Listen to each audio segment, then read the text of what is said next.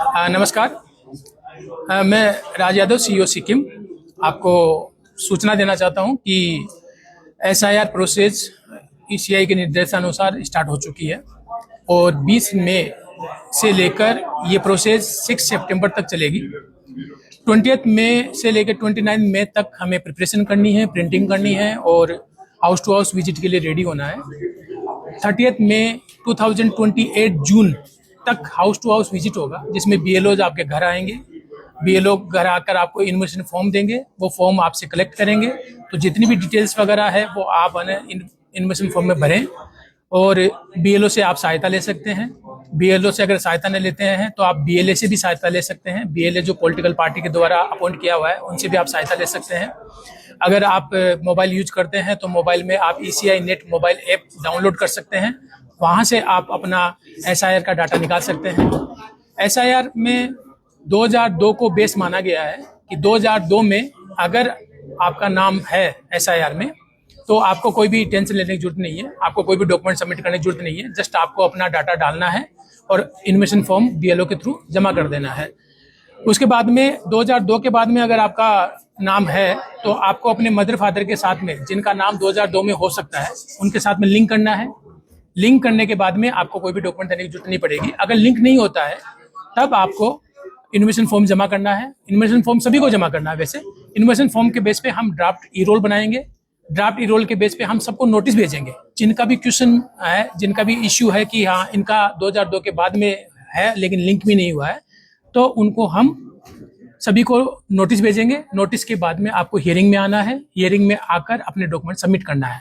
तो during house to house visit there is no need to submit any document to the BLO.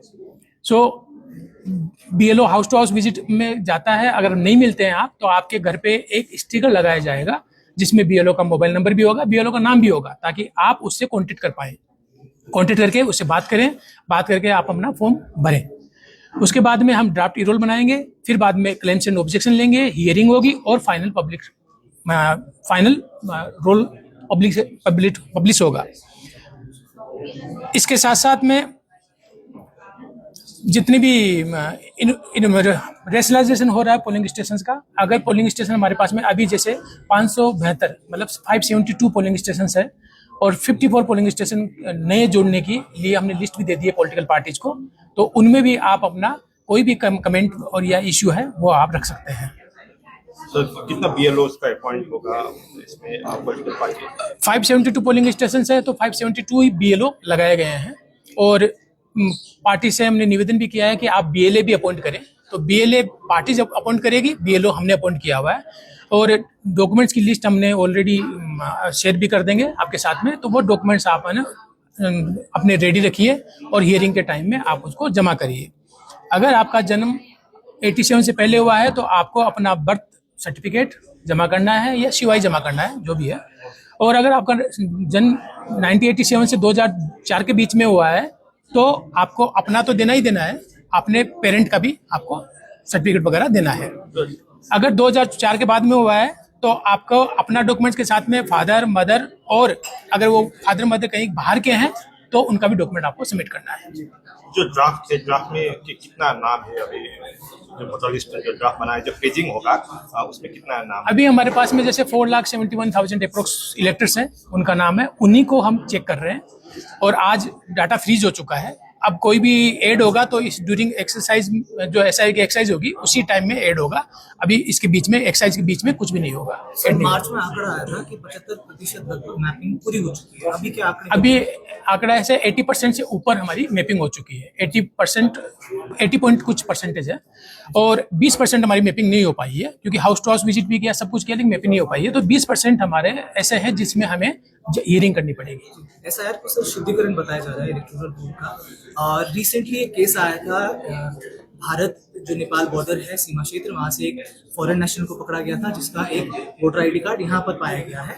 उसको लेकर एक political party ने आपको एक पत्र भी लिखा था जिसमें उन्होंने कहा था कि फॉर्म 6 और इससे जुड़े जो कागजात हैं वो गायब हो गए हैं, ऐसा जानकारी मिली है। तो इस पर स्वतः संज्ञान लेने की मांग की गई थी उनकी तरफ से। क्या कोई कार्रवाई हुई है किसी बीएलओस पर कार्रवाई? ऐसे केस बार बार ना आए, ऐसे केस ना हो, इसीलिए एसआईआर प्रोसेस स्टार्ट की गई है।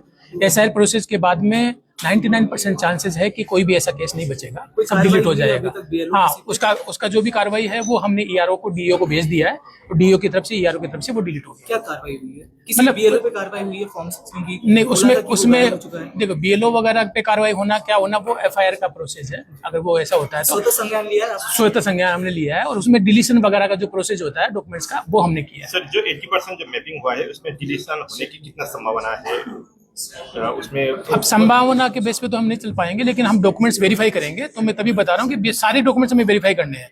तो लिंकिंग अगर सही है तो कोई दिक्कत नहीं है, अगर लिंकिंग किसी की गलत भी हो गई है तो उसका भी डॉक्यूमेंट्स हमें वेरीफाई करना पड़ेगा। तो वेरिफिकेशन होने के बाद में ही हम एग्जैक्ट बता पाएंगे कि कितने डिलीट हुए हैं, कितने नहीं हुए हैं।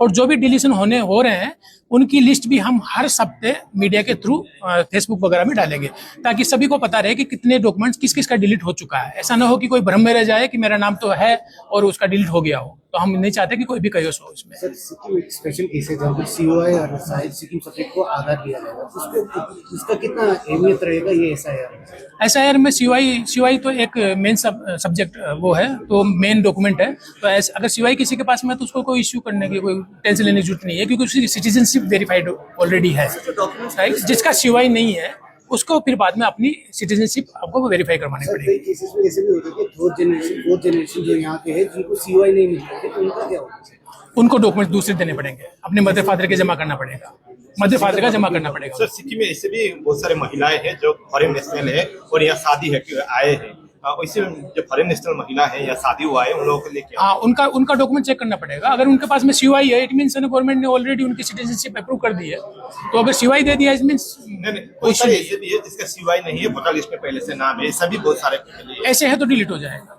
क्योंकि उनको, मैं तभी बता रहा हूँ कि उनको अपना डॉक्यूमेंट के साथ साथ में मदर फादर का डॉक्यूमेंट भी देना पड़ेगा। अगर मदर फादर उनके नेपाल के सपोज करिए और वो यहाँ पे अपना डॉक्यूमेंट्स कोई भी संबंध नहीं कर पाते हैं, तो फिर बाद में उनका डिलीट हो जाएगा। सर, इसमें मैरिज का कहीं पर आता है कि कोई वहाँ से शादी करके यहाँ आए और वो यहाँ पर सिटीजनशिप बन गया होता है, ऐसा कुछ होता है? मैरिज एक आधार है सिटीजनशिप लेने का, और वो मतलब गवर्नमेंट का सब्जेक्ट है, वो मिनिस्ट्री का काम है और होम डिपार्टमेंट का काम है। तो अगर होम डिपार्टमेंट ने सीवाई दे दिया है, इट मीन्स है ना उनकी सिटीजनशिप सर्टिफाइड है, तो उसमें कोई क्वेश्चन नहीं। बहुत सारे सेंट्रल गवर्नमेंट के एम्प्लॉयज के यहाँ पर वोटर लिस्ट में ऑलरेडी नाम है, मगर उनका जो नेटिव जो स्टेट है वहाँ पर नाम नहीं है, पहले से 2002 के पहले नहीं है। उन लोगों को क्या होगा? 2002 से पहले उनका नाम, नेटिव विलेज जो उनका स्टेट है वहाँ नाम नहीं है, मगर यहाँ के बाद में यहाँ गवर्नमेंट जॉब करने के बाद यहाँ स्टार्ट हाँ, किया अगर उनका नाम नहीं है तभी उनका डॉक्यूमेंट देखा जाएगा। अगर उनका मदर फादर का डॉक्यूमेंट है वो अगर सबमिट कर देंगे तो हो जाएगा। डॉक्यूमेंट लिस्ट में सीओआई का मेंशन नहीं किया गया है। जब बीएलओ घर घर जाएंगे, ऐसी कोई समस्या आती है जहां पर बीएलओ एक्सेप्ट नहीं कर रहे हैं? BLO is not authorized to check the documents, right? And he will not collect any documents. That's why हम कह रहे हैं कि हियरिंग के दौरान ही डॉक्यूमेंट सबमिट किया जाएगा। BLO is not competent authority to decide whether this is certified or not, verified or not. तो इसीलिए वेरिफिकेशन के लिए हमने ERO ARO को अपॉइंट किया गया है। तो गजेटेड ऑफिसर्स होना जरूरी है उसके लिए। सर, इलीगल वोटर्स की बात आज भी की गई है। आपने भी कहा कि जो शुद्धिकरण है उसमें इलीगल वोटर्स है, कोई भी ऐसे हैं उनके नाम हटाने के लिए ही एसआईआर किया जा रहा है। बंगाल में एसआईआर हुआ, बाकी राज्यों में हुआ, वहाँ पर चुनाव आयोग ने कहीं पर भी कोई लिस्ट जारी नहीं की कि कितने घुसपैठिए हैं, क्या है जो मुद्दा चल रहा था। कोई घुसपैठियों की ऐसी कोई लिस्ट सिक्किम के लिए जारी की जाएगी? देखिए, ऐसा है कि हम माने जितने लोग डिलीट होंगे वो लिस्ट हम जारी करेंगे, ठीक है, और जितने लोग डिलीट होंगे उनकी लिस्ट है ना हम गवर्नमेंट को, स्टेट गवर्नमेंट को प्रोवाइड कर देंगे ईसीआई के निर्देशानुसार। अब स्टेट गवर्नमेंट पे डिपेंड करेगा कि वो आगे क्या एक्शन लेते हैं। वो हमारा नमस्कार, सबैजनाले थाहा भएको कुरा हो कि एसआईआर प्रोसेस स्टार्ट भयो और एसआईआर प्रोसेसमा हाम्रो जति पनि डकुमेन्ट्स छ त्यो सबै चेक हुन्छ। यो एसआईआर प्रोसेस हामीले गर्नुको पर्पज हो कि जति पनि डुप्लिकेट भोटर्स हो, जति पनि शिफ्ट भएको एब्सेन्टिज हो या डेड भोटर्स हो, सबैको नाम डिलिट होस् और जुन जेन्युइन भोटर्स है त्यसको नाम ही त्यसमा रहोस्। त्यो प्रोसेस गर्नुको लागि हामीले एसआईआर स्टार्ट गरेको छ। एसआईआर प्रोसेस 20 तारिकदेखि स्टार्ट हुँदैछ, 20 मेदेखि, और 6 सेप्टेम्बर 2026 सम्म यो प्रोसेस चल्छ। अब यसमा चाहिँ हाउस टू हाउस भिजिट गर्छ बीएलओले, और त्यो 30 मेदेखि 28 जुनसम्म यो प्रोसेस हुन्छ। त्यसमा हाउस टू हाउस भिजिटको टाइममा बीएलओले तपाईँलाई एउटा इन्फर्मेसन फर्म दिनुहुन्छ। त्यो फर्म लिएर तपाईँले जति पनि डिटेल्स छ तपाईँको त्यो सबै भरेर त्यो फर्म वापस तपाईँले फर्काउनुपर्छ बीएलओलाई। बीएलओले त्यो फर्म लिएर एन्ट्री ऑनलाइन एंट्री गर्छ और ऑनलाइन एंट्री गरेपछि त्यो ड्राफ्ट इरोल बनाउँछौँ हामी। त्यो ड्राफ्ट इरोल बनाएपछि हामी तपाईको हियरिङ पनि गर्छौँ। जुन जुन मान्छेको मेपिङ भएको छैन, मेपिङ मतलब 2002 मा जसको नाम थियो, मदर फादरको होला या आफ्नो नाम होला, त्यसलाई केही टेन्सन छैन, त्यसको मेपिङ हुन सक्छ। और जसको मदर फादरको नाम पनि 2002 मा छैन और जसको नाम आफ्नो नाम पनि 2002 मा छैन, त्यसको मेपिङ भएको छैन। त्यसै कारणले त्यो इन्फर्मेसन फर्म तपाईले जम्मा गरेपछि हामी ड्राफ्ट इरोल बनाउँछौँ और त्यो बनाएपछि हामी क्लेम्स एन्ड ऑब्जेक्सनमा तपाईको हियरिङ गर्छौँ। हियरिङको टाइममा तपाईले डकुमेन्ट दिनु पर्यो और बिएलओ को लागि तपाई इन्फर्मेसन फर्मको टाइममा डकुमेन्ट्स केही दिनु पर्दैन, हियरिङको टाइममा तपाईले डकुमेन्ट दिनु पर्यो। अरूको केही क्वेसन छ यसमा? थुप्रो पोलिटिकल पार्टिजको हाम्रोमा रिप्रेजेन्टेसन पनि आएको थियो, त्यसमा उहाँको भनाइ थियो कि 1975 को बेसमा या सिवाई को बेसमा हाम्रो त्यो एसआई हुनु पर्यो, तर इसिआई को गाइडलाइन्सको हिसाबमा यो 2002 को बेसमा गर्नुहुन्छ हामी। किनभने कि 1975 को बेसमा अलरेडी एसआईआर 2-3 खेप भएको छ और 2002 लास्ट एसआईआर हो जसको बेसमा हामी अहिले यो प्रोसेस अगाडि बढाउँदैछौँ। त्यस कारणले त्यो 1975 को बेसमा गर्नु पर्दैन, किनकि अलरेडी भेरिफाइड हो सबै डकुमेन्ट्स 2002 सम्मको। 2002 को बादमा जति पनि इस्यु भएको छ त्यो हामी भेरिफाई गर्छौँ। मैपिङ प्रक्रिया हाम्रो 1-2 महिना अगाडि स्टार्ट भएको थियो और अहिलेसम्म हाम्रोमा 80% मैपिङ भएको छ।